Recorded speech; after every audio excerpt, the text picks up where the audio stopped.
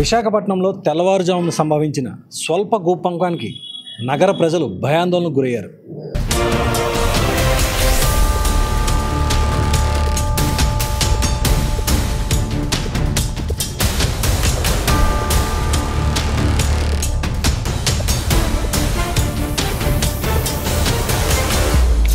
విశాఖపట్నంలో తెల్లవారుజామున సంభవించిన స్వల్ప భూకంపానికి నగర ప్రజలు భయాందోళనకు గురయ్యారు. తెల్లవారుజామున 4:10 నుండి 4:20 మధ్య భూకంపం వచ్చింది. ఆ ప్రభావంతో విశాఖలోని పలు ప్రాంతాల్లో భూమి స్వల్పంగా కంపించడంతో ప్రజలు ఒక్కసారిగా ఆందోళనకు గురయ్యారు. స్వల్పంగా కంపించిన భూమి కారణంగా కొంతమంది ప్రజలు ఇల్లు వదిలి బయటకు పరుగులు తీశారు. ముఖ్యంగా మురళీనగర్, గాజువాక, మధురవాడ, ఎంవిపి కాలనీ, ఆరిలోవా, గోపాలపట్నం ప్రాంతాల్లో తేలికపాటి భూమి వణికిందని స్థానికులు చర్చించుకున్నారు. భూకంప తీవ్రత రెక్టర్ స్కేల్పై 3.0గా నమోదే ఉండవచ్చని నిపుణులు అంచనా వేస్తున్నారు.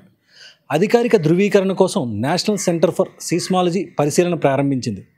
స్వల్పంగా భూకంపం చోటు చేసుకున్న కారణంగా ఎలాంటి ప్రాణ నష్టం, ఆస్తి నష్టం జరగలేదు. అయినప్పటికీ కొన్ని ప్రాంతాలలో ప్రజలు అప్రమత్తంగా వ్యవహరించి జాగ్రత్త తీసుకున్నారు.